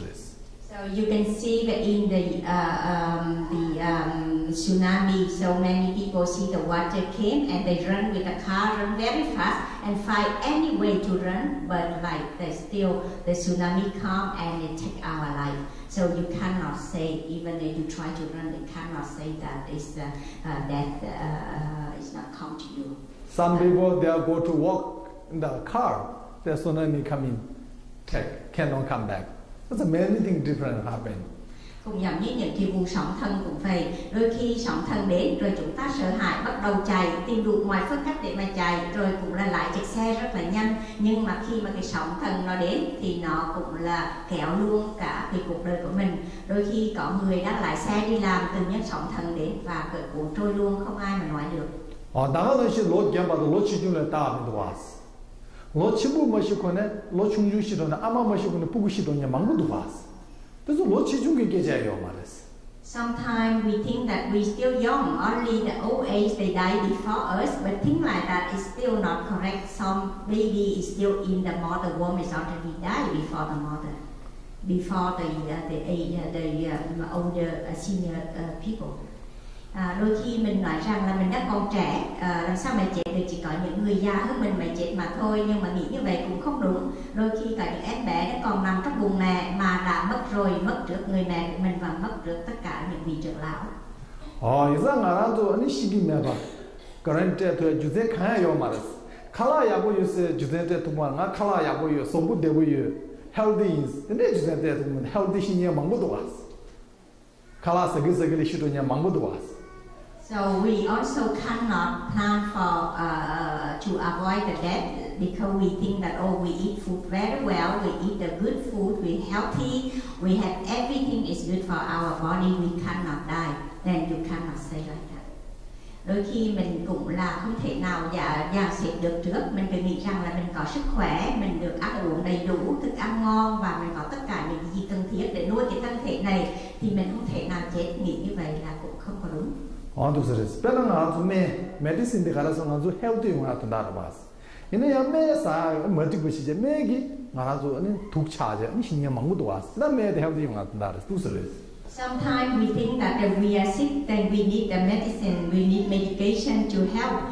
But some medication can become the poison because it cannot match with our body, and because that's why we die because of this medication. Đôi khi mình nghĩ rằng có đau thì mình sẽ có thuốc để mà uống thì mới lành, nhưng mà nên nhớ rằng đôi khi có những cái loại thuốc nó bị phản ứng, nó không có hợp với thân của mình, thì cái thuốc đó cũng trở thành chất độc và lấy đi mạng sống của mình. 나도 매자 말아줘 아니 가다지 기대 취게 매버서다 연중상도 당도 아니 야고실 매버서 그래서 연중이 개침 버렸어. So it's when we practice, try to avoid the A-worldly concern and try to practice the renunciation because it's very important for on the future. Khi mà chúng ta tu tập, một lời khuyên là cố gắng tránh đi tạo mối bằng tâm thế gian và cố gắng làm sao tu tập cái sự buông xả, từ vì cái sự buông xả từ bỏ là bước đầu của tất cả những cái điều tốt đẹp cho cái sự tu tập của mình. 나가는 신기 아니 시도도 말아줘 아니 라스트 원 추어만도 관계 잡힌 게 말았어. 매번 가서나 나가도 그 아니 짜친 뭐 머리도 짜친 뭐 시다뜨기를 봤어. 소부되게 팽게 말 시도 소부되 키야요 말 동스르다스. So and then when we die, the time of death, then only the Dharma can be beneficial. This body, even though we is very important to us, it cannot save us. Và cái thời điểm của cái chết thì chỉ có Phật pháp mới có thể giúp mình mà thôi. Ngay cả cái thân này mà mình rất là quan trọng nó cũng không có cứu được cái mạng sống của mình. mình nói cái gì nữa, số bút thì nói cho chăm bút chạy khá đi thằng nào mà đi tiba mang bớt sao rồi, đi thằng nào là cái này mang bớt chậm sao rồi, đi thằng nào là khán giả tiba mang bớt sao rồi, chỉ đi sao mà đi dục sản ra rồi bas. So this body that we cherish so much, we love so much. Every day we need to give a good food, we take care all the time, and then we think that can be beneficial. But and then we create a lot of bad karma because we love this body, and then the time of death click is gone. So very quickly this body cannot be helpful. This body, next life cannot carry, die. Anyway, this body is separate. Đôi khi cái thân của mình mà mình sống mà mình thương yêu nó quá, mình chăm sóc nó quá, cứ cho nó ăn uống cho nó ngon lành, cứ bồi dưỡng nó và chăm sóc cái thân của mình và nghĩ rằng nó được lợi ích, nhưng mà cái thời điểm của cái sự chết nó đến thì cái thân này mình nâng niu cưng nó bao nhiêu nó cũng không có đem lại cho chúng ta cái lợi ích gì cả, chỉ cần một nháy mắt tích tắc là cái thân này nó lìa mình và nó lìa cái cuộc đời vị lai của mình. cái rẻ đồ mình đó, ngay chỗ số bút đi xoa thằng đó là, anh mà khát chút xe này ngay chỗ anh khá sao cái đấy, số bút đi xoa thằng đó là bas, xin giờ mang bút xe đi bớt sao cái đó bas, đúng rồi. So when all the sentient beings have suffering because of the harmful act on the body, when we kill the sentient or the animal to eat because we like our body, we want to satisfy our body, so we create a lot of bad karma. So and then when we gone, it's our what's for. Thường thì chúng ta thích cái thân này, thương cái thân của mình quá cho nên mình rất là thích ăn ngon, mà tất cả chủng thuộc tình nào khi mà có những cái hành động mà nó làm cho cái thân của nó đau đớn thì chủng thuộc tình nào cũng đau đớn cả, nhưng mà chúng ta vô tình thì lại giết đi cái sinh mạng, lấy đi cái sinh mạng của chủng thuộc tình khác chỉ vì mình lo cho cái thân của mình, nhưng mà khi mà cái chết nó đến thì cái thân này làm được cái gì? Như vậy thì mình làm những điều đó để làm gì? 나가는 신기 삼바데 하시고 토비사 럽드 삼바 나도 룽랑도 왔어. 룽랑도 가발라를 밑에 하시고 럽사 나도 소부들라 보면 셰럽사요 말아봤어. 소부들라 하시고 럽데 나도 룽랑도 되리스. 저랑 독자래 럽드 삼바 저랑 소부들 통 독자라면 저랑 소부면은 독자래 럽사요 말아봤어. 그래서 하시고 럽사데 소부들래 나도 룽랑도 왔어. 독신에 컨트롤용도 왔어. 간들이 자정 거 지금 됐어. So it's the same because we love this body a lot, so we also create the bad karma. Somebody say the harsh word to you because the body see your body, or somebody see your body, then if they say the harsh word, then you think about your body, then you get angry. Angry brings you the hatred. You somebody say harsh word, your body have been harsh word. Nobody cannot harsh word. Somebody say loves the body release. Yeah. So it's like somebody say the harsh word to you because if you have the body, then that's why you get angry. If it's nobody, it doesn't how many harsh words they say. If it's nobody, then you cannot be angry. Khi mà một người mà nói những cái lời mà xúc phạm tới mình là tại vì sao? Tại vì mình thích cái thân của mình quá, tại vì có cái thân này cho nên cái lời đó nó xúc phạm tới mình. Nếu mà mình không có nghĩ rằng là có cái thân này thì cái lời nói bao nhiêu lời xúc phạm mình cũng không có giận dữ, không có sân hận gì cả. 근데 이제 말아도 아니 간다지 시도에서 뭐 상마산 다 가르치고서는 레이니버디 개vel레다 미개vel레니버디 개vel레사도는 아니 바다미 함이 고바토고레 미개버서는 야에다 두두두고요래 뭐다 두스레스. And when you practice, it's very important that you think that is you think about the karma. If you create a good karma, you will have a good rebirth as a human being or God and higher realm. If you create a bad karma, you will go to hungry, to go to lower realm. That means hell, hungry ghost, and animal realm. So the karma is very important. Khi mà mình tu tập thì mình phải nghĩ đến cái nghiệp hết sức là quan trọng trong một hành giả tu tập. Nếu mình tu mà mình tạo cái thiện nghiệp thì mình sẽ được tái sanh làm người hoặc cõi trời trần hoặc những cõi giới cao hơn. Nếu mà mình tạo ác nghiệp thì chắc chắn rằng mình sẽ rơi vào đọa sự địa ngục, ngạ quỷ và xuất sanh. Vì thế cho nên một người hành giả tu tập phải quan trọng cái nghiệp. Is that only carry the karma? That's it. So it's only karma that you have to be aware. Chỉ có nghiệp là chúng ta cần phải chủ tâm đến. 근데 이제 딱 알아도 삼로 딱 그렇게 주네. 다 마시게 말에 로카시 되게 삼산에 삼로마다 그럼 시치를 예미 삼바도 예바도 그랬어. 그래서 난 알아도 시야를 다 녀로 두고요래. 아니 세대로 두고 말에 가도 통로만 두고요 말했어. 이제 다 녀로 두고 알아도 흘러 되기요 때 시야 다 녀로 두고요래. 가도 얘기 하고 말 언다도 쓰려다 섭소시고 도 쓰레스. Sometimes we think that we still young, and then we still have a full life in front of us, and then we are not going to die quickly. We will have a long life. If we think like that we miss one important point, that is our life is getting shorter and shorter. We are approaching to death. Even when you sleep, even when you relax, life is going on, and make your life is shorter. So you don't have a long life like you think, but you are approaching to death. Đôi khi chúng ta nghĩ rằng mình còn trẻ, tương lai còn dài, đời sống của mình rất còn dài, cả một tương lai trước mặt của mình, nhưng mà mình quên đi một cái điểm trọng yếu, đó là cái đời sống của mình càng lúc càng ngắn ngủi, càng tiến dần tới cái chết.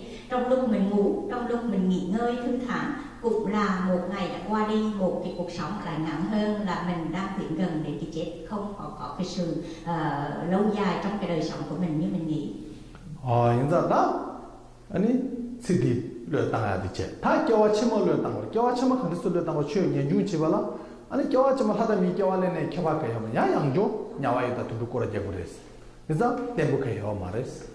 So that's why you need to renounce by thinking like this, and then even in the future life you need to think about how to practice the renunciation. That is, we want also to get rid of the future life. If you don't practice to the point that you don't have the future, you don't stop the future life, you still reborn again with that motivation in mind. I will practice until I stop on the future life. I don't desire in the future life anymore. Như vậy là cái người mà biết buông xả là cái người đó phải có một cái động cơ tu hành hết sức là mãnh liệt, không những là mình không có vướng mắc vào những cái gì trong cái cuộc đời này, mà cố gắng làm sao tu để mà có được những cái sự tốt đẹp. Nếu mà mình có được những cái kiếp vị lai thì tu để có được những cái kiếp vị lai tốt, nhưng mà với cái tâm nguyện rằng ngày nào mình chưa có tu tập một cách vững mạnh để mà còn gặp phải cái kiếp vị lai, thì ngày kiếp vị lai là để mình cũng phải tiếp tục tu tập làm sao để mà mình không còn ham muốn kiếp vị lai nữa, mình phải chấm dứt những cái sự tái sanh. Thì như vậy là cái sự từ bỏ của mình nó đã đúng đến thời điểm rất là cao, nghĩa là mình đã biết từ bỏ. 그래서 겨와치마 하이 겨와래네다 미 겨와래네 펜도 개요면 야 양조 상사라나 두스코라지 말레스. 그래서 겨와치마 하다 미 겨와라 착시마 차바도 알고 두스레스.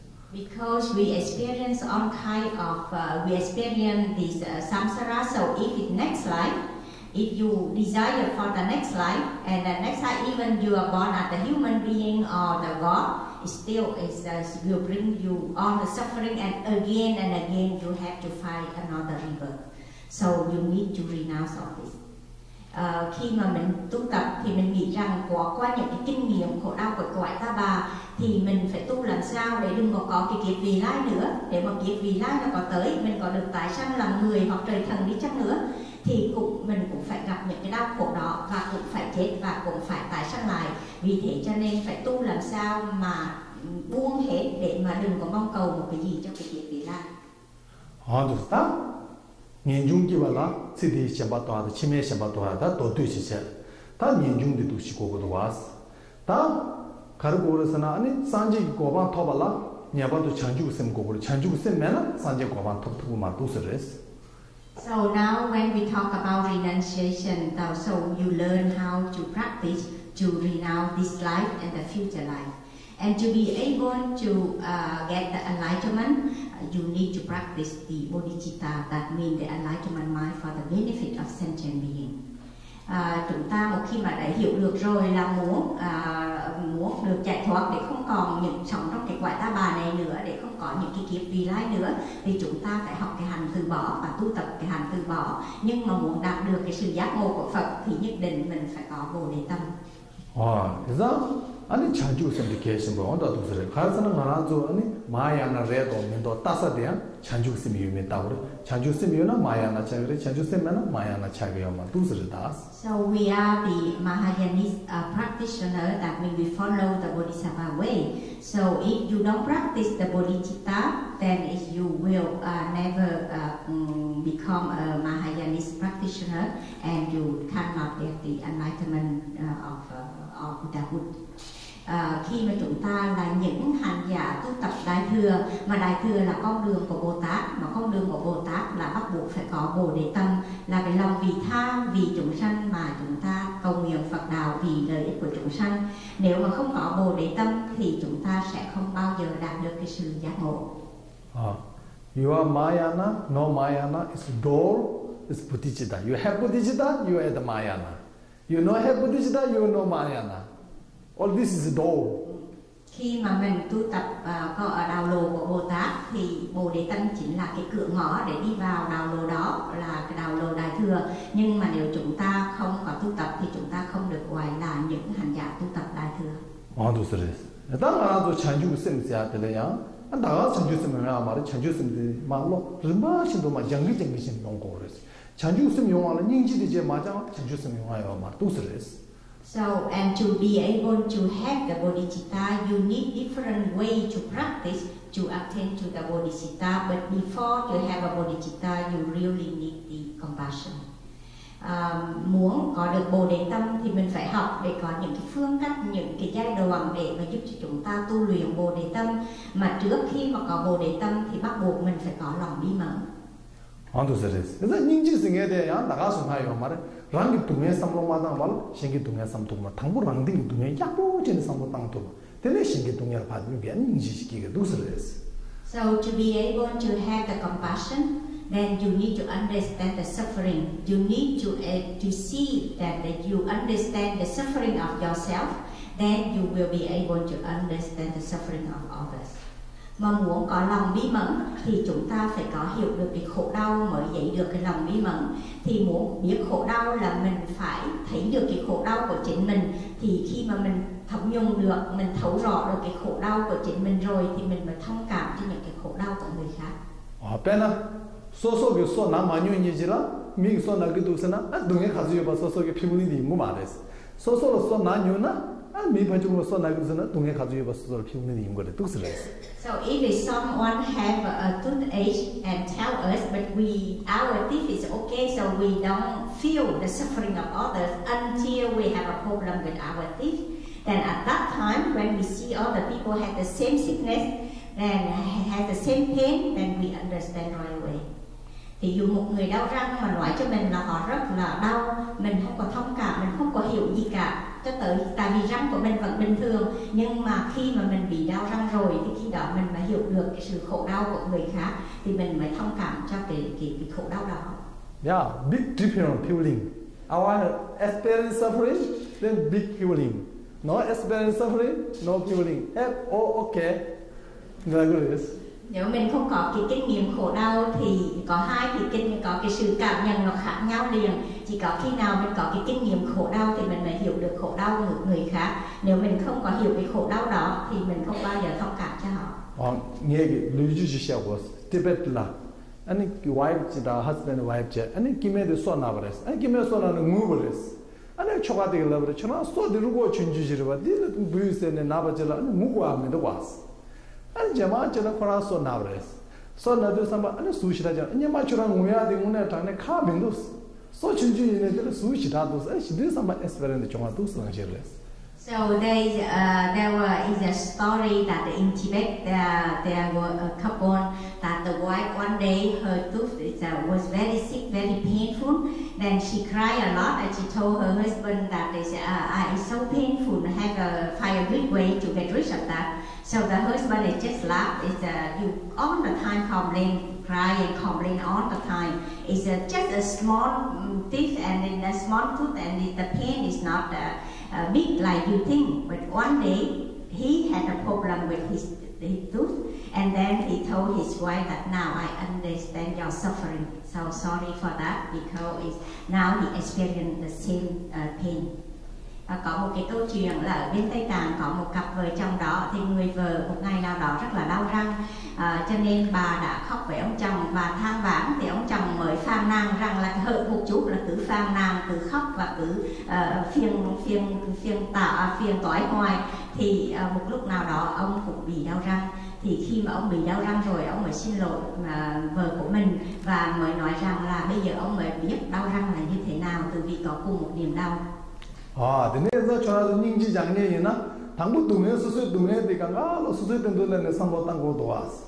때마다나 파종을 찍고다나 닝지 무면도 왔어. So before you practice the compassion, you have to experience and think about your suffering, and then try to understand your suffering. If you don't understand your suffering, if other people talk about their suffering, you cannot give them the compassion. So you have to understand your own suffering to be able to have compassion to others.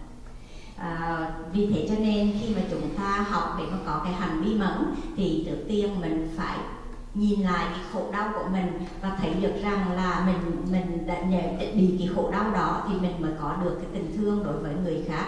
Thì như vậy mình mới có thể tu tập được lòng vi mẫn. 그래서 한 닝지장 근데만 아니 chanjusa 명라 원다도 그래 닝지면은 chanjusa 명사요 마도 그래. So you cannot have the bodhicitta if you don't have that compassion. Chúng ta sẽ không bao giờ có bồ đề tâm nếu mà mình không có lòng bi mẫn. chanjusa 명을 용할 땅용고 그래. 땅용면은 chanjusa 명 닝지 용사요 마 땅용 용고 그래. But before we have the compassion, we should have the equanimity. Mind. Trước khi mà chúng ta có lòng bi mẫn thì trước tiên là mình phải có cái tâm bình đẳng. equanimity sẽ là cái gì cơ sở đó nhẹ hàm sung là mình xem chích ba số ta chích ba ta to ba cố 근데 chúng nó anh equanimity yung goyo thì mình là yung mà đấy. When you try to practice equanimity, that means you try to love the three kind of people that happen to your life. That means one that you very love, one is your enemy, and one that you don't know them. You don't know him or her. So if you can love them equally, that means you have the equanimity. Khi mà chúng ta tu tập cái tâm bình đẳng là chúng ta phải tập thương yêu ba cái loài người mà đến với mình trong đời của mình, đó là cái người mà mình thương, cái người mà mình ghét, mình cho là kẻ thù, và cái người mà mình không có quen biết. Nếu mà mình tập thương họ như nhau thì như vậy là chúng ta có tâm bình đẳng. 나도 장다들이 아니 너도 두즈메바 인자 숏카츠네 두신 라비주로 만드신 두즈면도 왔어. So it's today we don't have enough time to go through on, but Rinpoche try to take on the main point to tell you to practice. Vì thời gian không cho phép, chúng ta không có thời giờ để mà nói sâu hơn tất cả những cái đề tài, cho nên Rinpoche đã quy tụ lại tất cả những cái điểm chính để giúp cho chúng ta tu tập. 당아도 상사를 리버레이션 치발라 아니 가라서는 셔럽 보고 그랬어. 셔럽 대학 경주문주 셔럽 말 똥도비 셔럽승이 되면은 상사를 리버레이션 듣고 말했어. And one aspect of the path we need to practice, that means we need to have the wisdom, and the highest of wisdom, that means the wisdom realizing emptiness. If you don't have the wisdom, you cannot have the liberation.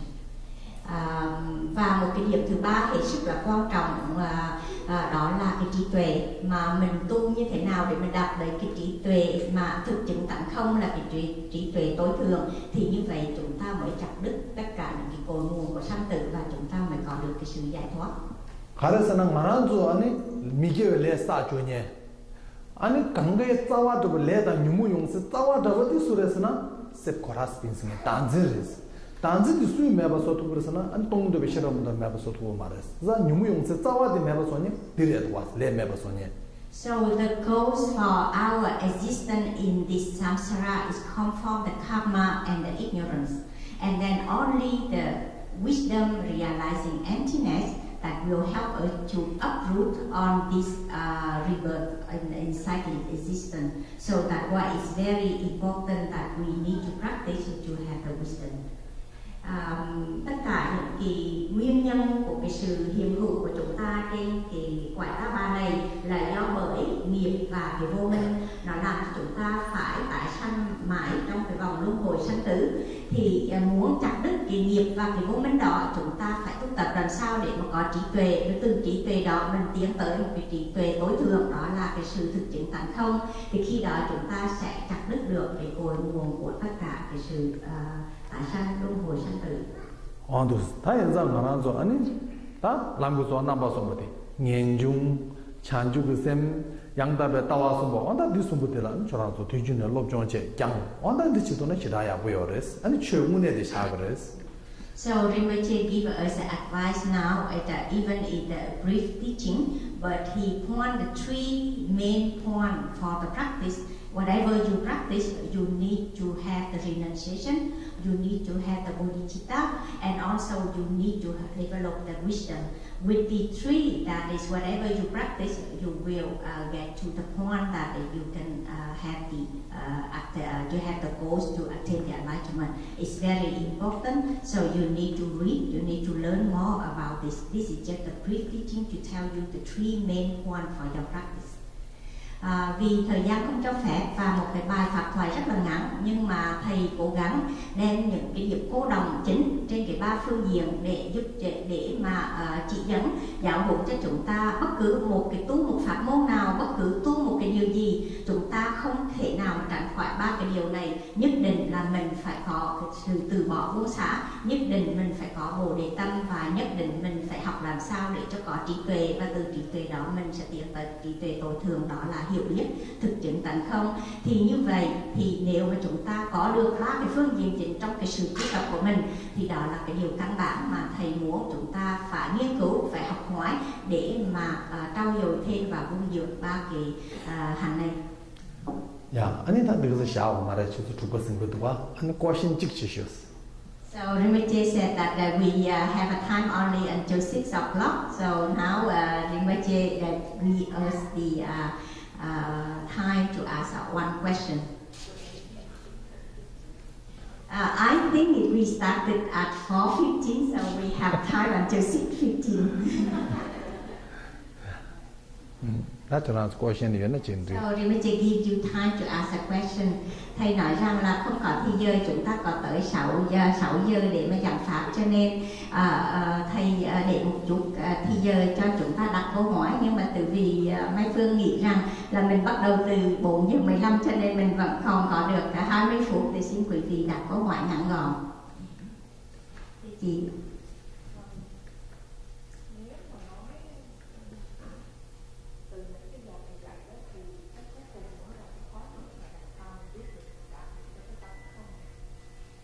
So her question is that Rinpoche, the last one is very important, but how we know that we have the wisdom realizing emptiness?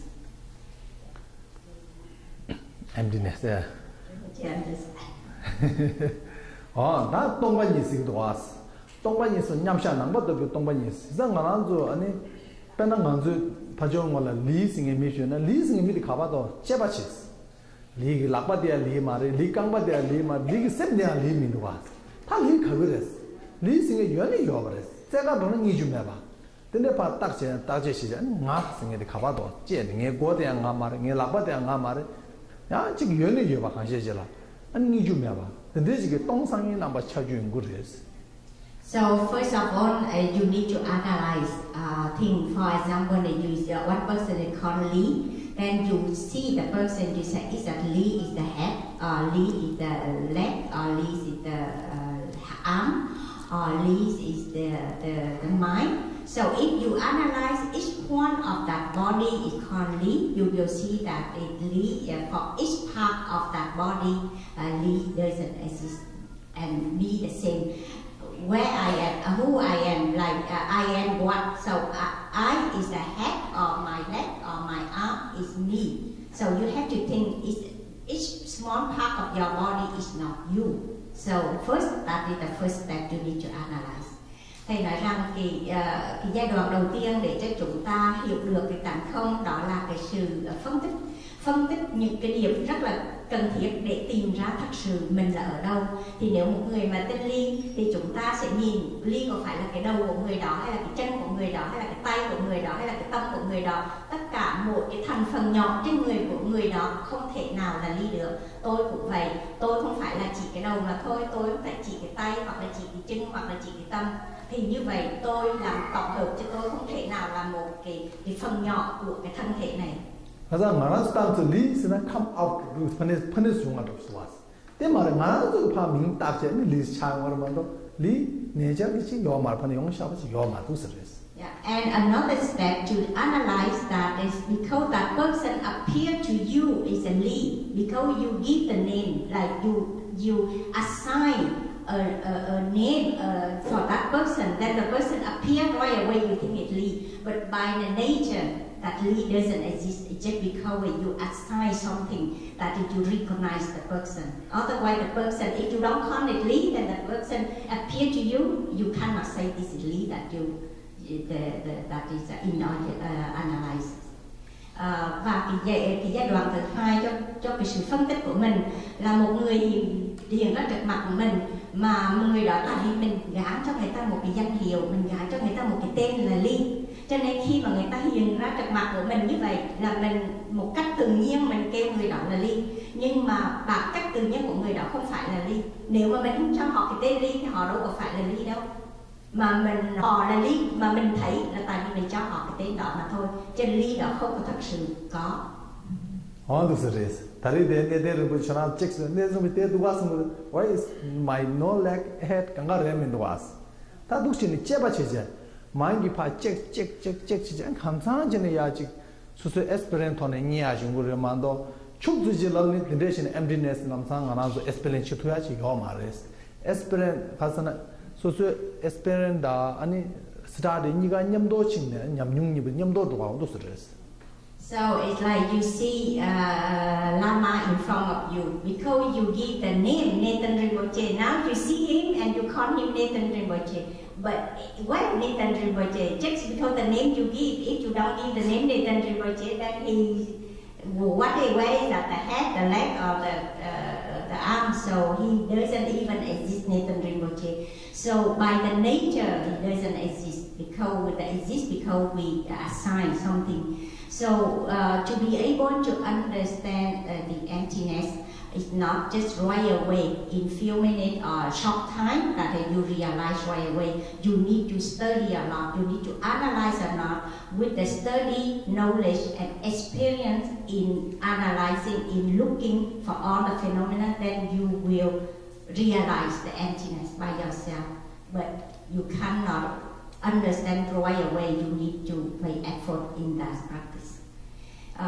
Thầy nói rằng cũng giống như là Ngài đang ngồi, một vị Lạt Ma đang ngồi trước mặt mình. Tại vì mình gọi Ngài là Neten Rinpoche, cho nên tự nhiên Ngài trở thành Neten Rinpoche. Cho một cách tự nhiên Ngài không phải là ai cả. Nhưng mà mình thấy Ngài thì mình kêu là, tại vì mình cho Ngài một cái danh hiệu, vì thế cho nên mình thấy như vậy cho Ngài trên đầu, tay, chân không phải là Ngài. Vì thế cho nên khi mà mình muốn hiểu được có cái trí tuệ tánh không phải là một tích tắc, một giây phút ngắn ngủi mà mình có thể có được cái trí tuệ này, rất là đòi hỏi cái sự tu tập qua cái sự học hỏi, cái sự kinh nghiệm, cái sự phân tích cũng như là những cái sự tu tập cá nhân để mà hiểu thấu được những cái bản chất tự nhiên của tất cả mọi hiện tượng. Thì như vậy với cái sự tu tập đó nó sẽ đưa đến cái sự thực chứng tánh không, chứ không thể nào giải thích một cách ngắn gọn. Nhưng mà đây là những cái phân tích để giúp cho mình tu tập. Câu hỏi của chị là xin Ngài giải thích, xin Ngài giải thích cho cái chữ gọi là cái trí tuệ, nhưng mà theo như Mai Phương hiểu như vậy là trí tuệ coi như là chặt đứt tất cả những cái gì mà đó là tất cả cái chữ đó có nghĩa rằng nếu mà theo như mà Mai Phương hiểu là cái trí tuệ để mà chặt đứt hết tất cả những cái sự hiểu biết sai lầm.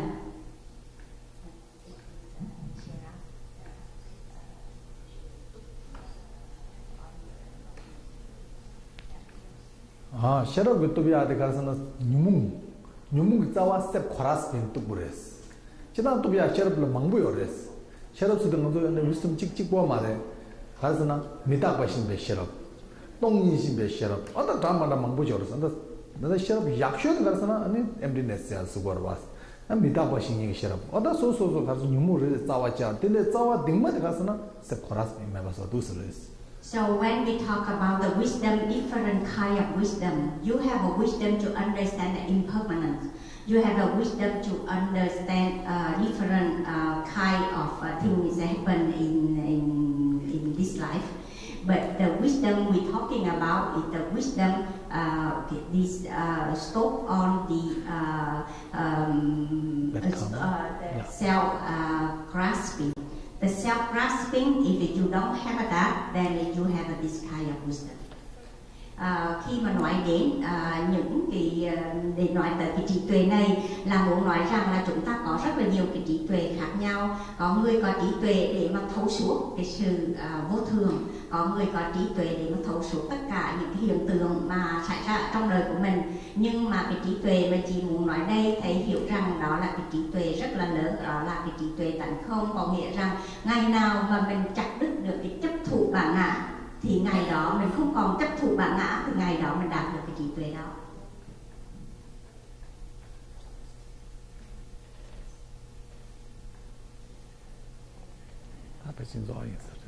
So his question is that this is the time that we can practice to have that ultimate wisdom. We attain this supreme wisdom, that means the wisdom realizing emptiness, because this lifetime is so an unbearable suffering, a lot of bomb, war, and all kind of destruction in the world, like Vietnam, Tibet, etc., and all the suffering that the being is undergo all of this. So this is the time that we need to practice to have this supreme wisdom.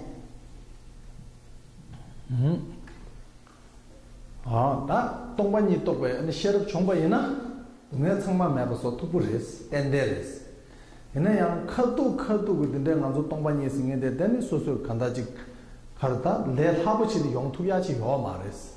그러와 이제 둘람사 동반이 하고 돌아요면 뒷면에양 소소 로종도 숑망부죠. 이제 로종 지제 땡땡기 생기 요하고 토네 직셈 로장바 토네 동해야 지금 내고 매버시아든데 지땡데 용쓰게 됐어. emptiness 시다 계시면 emptiness 지 하고베는 상마 동해가 뭐 매도 들으스. So it's when you practice to have a wisdom realizing emptiness, is still the suffering is still there until you achieve that kind of a wisdom. But first of all, to be able to right away, you cannot have the wisdom of emptiness right away. But first of all, it's very important that you think about the dependent arising. If you don't understand dependent arising, and then you cannot realize that the emptiness. So a lot of things is happen. Is all of them dependent arising. Until you really study a lot, you realize that is whatever appear, whatever exists in this life is dependent arising. Then at that point, you will understand the emptiness. Thầy nói rằng là ngay một cái tức tắc để mà chúng ta tu tập để mà có được trí tuệ thực chứng tánh không thì nó rất là khó, mà trong cái thời gian mà chúng ta tu tập đó vẫn không có thể chặt đứt hết tất cả những khổ đau. Thì trước khi mà chúng ta vun dưỡng cái sự tu hành của mình để mà đạt được tu tập để mà đạt được cái trí tuệ tánh không, thì trước tiên mà hết sức là quan trọng mình phải có được cái duyên sanh. Nếu mà mình không có hiểu được duyên sanh thì mình không có thể đạt được tánh không. Tại vì sao? Tại vì tất cả những cái hiện tượng hiện hữu trên thế gian này, những cái gì xảy ra đối với mình thấy nó có, nhưng mà chỉ do duyên sanh tạo ra mà thôi. Cho nên nếu mà mình không có hiểu được cái nguyên lý duyên sanh thì không có hiểu được tánh không. Vì thế cho nên mình phải học tập, mình phải tìm hiểu và mình phải đi sâu vào cái nguyên lý duyên sanh, thì khi đó mình mới đạt được cái sự tối thượng đó. 다 내가 시작해. 자, 당은 좀 모아시긴다. So we stop the teaching today and we dedicate the merit to all the sentient beings. Và chúng ta ngừng buổi pháp thoại ngày hôm nay và mình hồi hướng công đức đến cho tất cả chúng sanh. Và xin vui lòng liên lạc với một trong hai Phật tử có tên trong tờ giấy mới được phát ra, đó là chị Thi Bùi. Chị Thi hôm nay có mặt đây đây, chị Thi đang đứng ở đây, và anh Tuấn là cái anh mà đang mặc áo thun vàng đây, có số điện thoại trong này. Các bác anh chị có thể liên lạc với chị Thi hoặc anh Tuấn để sắp xếp cái chương trình thỉnh ngài về Trương gia làm một cái lễ gia trì riêng cho gia đình, để mong rằng mọi cái nghiệp chướng hoặc là những cái khó khăn về sức khỏe cũng như thân tâm được thuyên giảm. Một lần nữa cho xin được thông báo, và nếu các bác anh chị có thêm những thắc mắc thì chúng cháu có mặt ở đây để xin được giải đáp. Xin một lần nữa chân thành cảm ơn các bác anh chị. Thank you. You are together. You read Vietnamese? No? Yeah. Read up.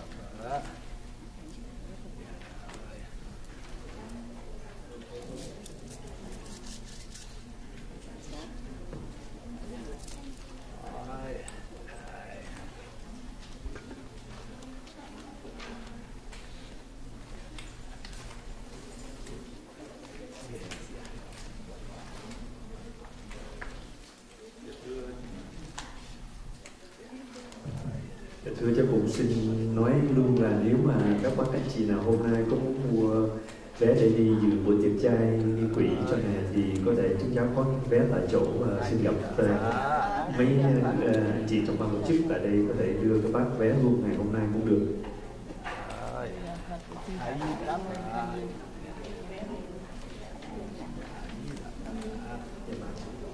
Dạ thưa, có người các bác hỏi thăm là bao nhiêu vé, chắc cũng xin bạn các thưa là 300 đồng một vé. Dạ thưa cái mong các bác anh chị xin chút thì giờ đi tham dự. Vì cuốn sách không có đủ cho nên là xin quý Phật tử mỗi người một gia đình một cuốn, nếu có còn dư thì mình sẽ có thêm. Xin cảm ơn quý Phật tử. Và tuần sau ngày thứ bảy thầy sẽ tặng cho những cái cuốn sách khác trong những cái buổi lễ mà thầy giảng dạy tuần sau ngày thứ bảy.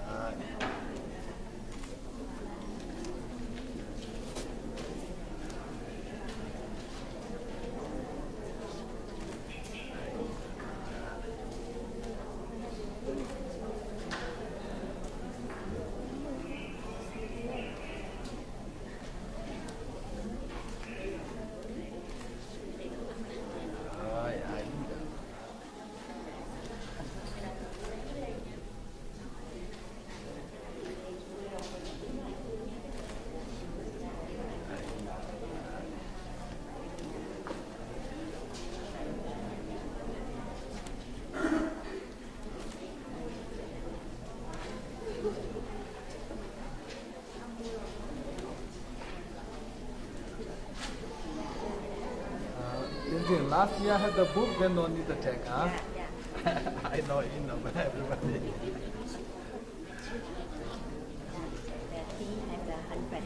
Yeah.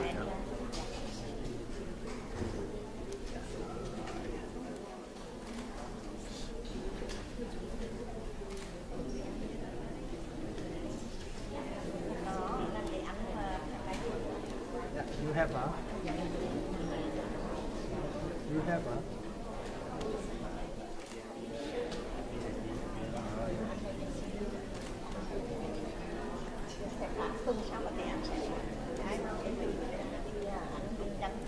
Thứ bảy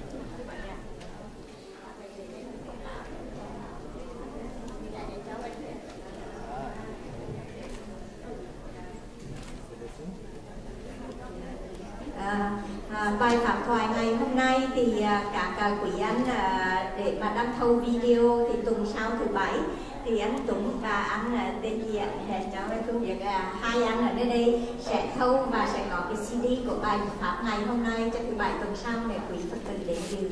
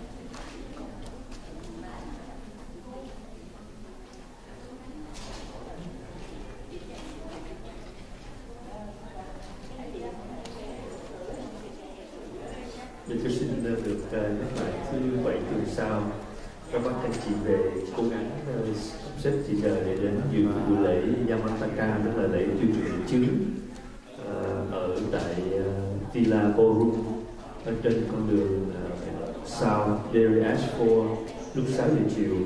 Trong cái tờ giấy có ghi rõ địa chỉ và điện thoại.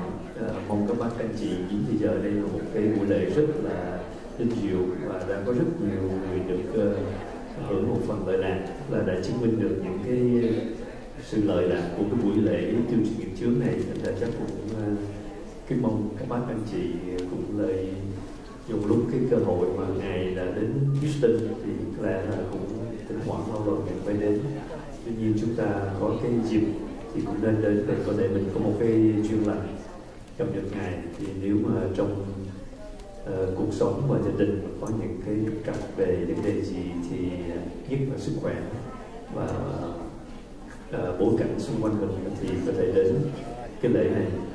Và đặc biệt hơn nữa là ngài cũng sẽ đến nhà để mà làm cái lễ gia trì riêng nếu mà mình có một cái vấn đề gì nó rất là cần thiết sự hiện diện của ngài để ban bố cho chúng ta những cái đạo luật của ngài đã có trong nhờ cái sự tu tập của ngài từ bấy lâu nay.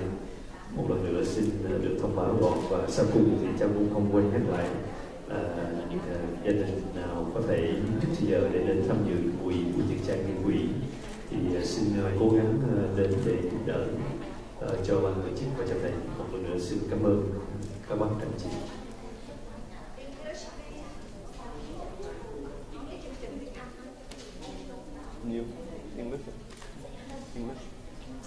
Yes, I'm sorry. I have been speaking Vietnamese, but I would like to say next Saturday, the August 17th at 6 p.m. we're going to have another very, very important ceremony called Yamataka.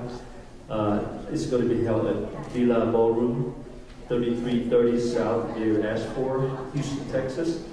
I think if you have the program, the address is in there, and this is a very special ceremony, and so I highly recommend that you come, because if you have any issue with health or family issue, whatever, please come. And with the ceremony, I think you will find some miracles and benefits for your family or for your own. And the next one I would like to say is we're going to have the fundraising dinner, musical dinners at Kim Restaurant. It's going to be held on August 18 at 5 p.m. If you have time, would you please join us?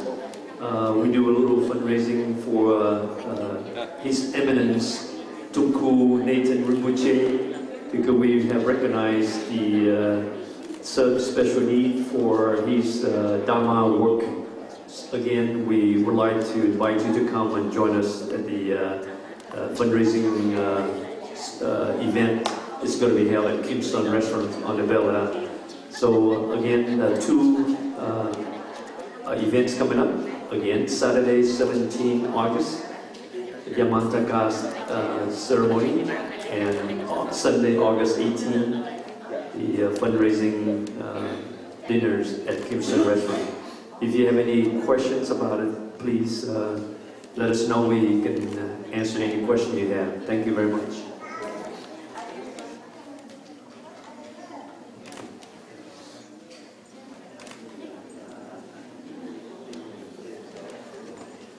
And also, if you have any personal issue, health or spiritual related, you can ask His Eminence Tulku Neten Rinpoche to come to your house to have a private blessing.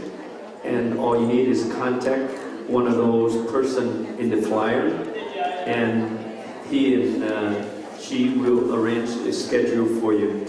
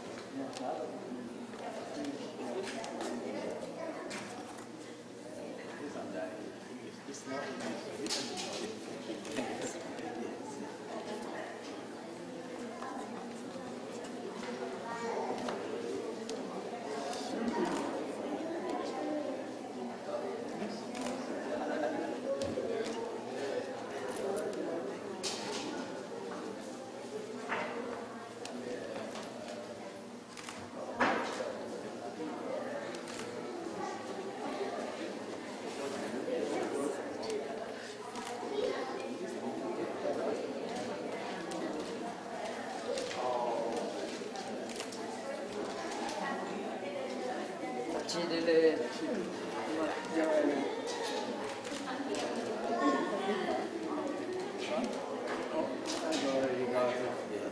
3 years time.